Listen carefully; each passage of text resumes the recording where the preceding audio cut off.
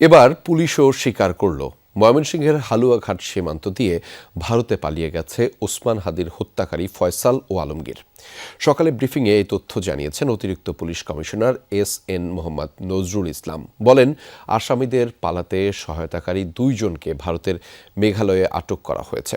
ফয়সালকে দেশে ফিরিয়ে আনতে চেষ্টা চলছে বলেও জানিয়েছে পুলিশ। এদিকে স্বরাষ্ট্র উপদেষ্টা সাংবাদিকদের জানান, হাদি হত্যার বিচার অন্তর্বর্তী সরকারের আমলেই হবে। 12 ডিসেম্বর ইনকিলাব মঞ্চের আহ্বায়ক ও ঢাকা 8 আসনের সম্ভাব্য প্রার্থী ওসমান হাদিকে খুব কাছ থেকে গুলি করেন ফয়সাল করিম। মোটরসাইকেলটি চালাচ্ছিলেন তার সহযোগী আলমগীর। গুলি চালিয়ে দ্রুত তারা সটকে পড়েন। কোন পথ দিয়ে কোথায় যান তারা, এ নিয়ে অনুসন্ধানে নামে যমুনা নিউজ। বিজয়নগর কালভার্ট সড়ক থেকে বিভিন্ন রুটের সিসি ক্যামেরা বিশ্লেষণ করে দেখা যায়, শিল্পকলা একাডেমি হয়ে শাহবাগ দিয়ে আগারগাঁওর দিকে যায় মোটরসাইকেল। নম্বর প্লেট ছিল ভুয়া। আগারগাঁওয়ে ফয়সালের বোনের বাসার সামনের ম্যানহোল থেকে পাওয়া যায় ভুয়া সেই নম্বর প্লেট। মোটরসাইকেলটি উদ্ধার করা হয় পাশের একটি বাড়ির গ্যারেজ থেকে। সেখানকার সিসি ক্যামেরা ফুটেজে দেখা যায় একটি সিএনজি চালিত অটোরিকশায় করে হেমায়েতপুরের দিকে যান 2 জন, যা আবার ঠিক করে দিয়েছিল ফয়সালের বাবা। জিজ্ঞাসাবাদে এমনটাই পেয়েছে পুলিশ। হেমায়েতপুর থেকে প্রাইভেট কার যোগে ফয়সাল আলমগীর চলে যান ময়মনসিংহে। সেখানে এই পেট্রোল পাম্প থেকে তাদেরকে আরেকটি মোটরসাইকেলে করে নিয়ে যাওয়া হয় হালুয়াঘাট সীমান্তে। হাদিকে গুলির 12 ঘন্টার মধ্যে দেশ ছেড়ে পালান হত্যাকারীরা। ঢাকা ছাড়তে লাগে তাদের 3.5 ঘন্টা। শুরু থেকে আসামিদের পালিয়ে যাওয়া নিয়ে সরাসরি কিছু বলছিল না পুলিশ। এ পর্যন্ত ফয়সাল আলমগীরকে পালানোর সহায়তাকারী ফয়সালের বাবা, মা, স্ত্রী সহ 11 জনকে গ্রেপ্তার করা হয়েছে।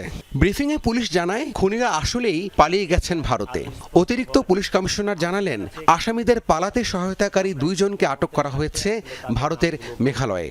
হালুয়াঘাটের পূর্বে মুন ফিলিং স্টেশনে জনৈক ফিলিপ এবং সঞ্জয় তাদেরকে গ্রহণ করার জন্য অপেক্ষা করতে থাকে। ফিলিপ তাকে সীমান্ত পার করে ভারতের মেঘালয় রাজ্যে জনৈক পুত্তির নিকট হস্তান্তর করে। পুত্তি এবং ওই যে ট্যাক্সি ড্রাইভার স্বামী 2 জনকে মেঘালয় পুলিশ অ্যারেস্ট করছে। এটা কিন্তু আমাদের ইনফরমাল কমিউনিকেশনের ফলশ্রুতিতে। ওসমান হাদি হত্যার ঘটনা পূর্ব পরিকল্পিত। পুলিশ বলছে, এই ঘটনায় 6 জন স্বীকারোক্তিমূলক জবানবন্দি দিয়েছেন। উদ্ধার করা হয়েছে হত্যায় ব্যবহৃত আলামত সহ ফয়সালের 3টি আইটি ফার্মের নামে বিভিন্ন ব্যাংক অ্যাকাউন্টের 218 কোটি টাকার চেকের পাতা। ফয়সালের 3টা আইটি ফার্ম আছে। ওই আইটি ফার্মের নামে তার অনেকগুলো ব্যাংক অ্যাকাউন্ট আছে। এই ব্যাংক অ্যাকাউন্টের চেক এগুলো, কিন্তু চেকগুলো দেখা যায় যে চেকগুলো সিগনেচার করা, কিছু কিছু চেকে টাকার অ্যামাউন্ট বসানো আছে, কিছু কিছু চেকে টাকার অ্যামাউন্ট বসানো নাই। হত্যার মোটিভ হিসেবে পুলিশের ধারণা, আধিপত্যবাদের বিরুদ্ধে কড়া অবস্থানে ছিলেন হাদি। এতে একটি গ্রুপ ক্ষতিগ্রস্ত, তাই তাদের টার্গেটে পরিণত হন ওসমান হাদি। তার কথাবার্তা খুবই স্পষ্ট ছিল এবং সে একটা আদর্শকে হোল্ড করে। তাহলে এই আদর্শ বা এই 5 আগস্টে যারা ক্ষতিগ্রস্ত, আমরা ধারণা করতে পারি বা অনুমান করতে পারি যে হত্যাকাণ্ডের পিছনে তারাই জড়িত। এদিকে সচিবালয়ে স্বরাষ্ট্র উপদেষ্টা জাহাঙ্গীর আলম চৌধুরী প্রেস ব্রিফিংয়ে জানান, হাদি হত্যার বিচার অন্তর্বর্তী সরকারের আমলেই হবে। আমি আপনাদের আশ্বস্ত করতে চাই, বর্তমান অন্তর্বর্তী সরকার, এই অন্তর্বর্তী সরকারের মেয়াদেই হাদি ভাইয়ের হত্যার বিচার সম্পূর্ণ করা হবে ইনশাআল্লাহ। আগামী 10 দিনের মধ্যে এই মামলার চার্জশিট দাখিল করা হবে বলেও জানান স্বরাষ্ট্র উপদেষ্টা।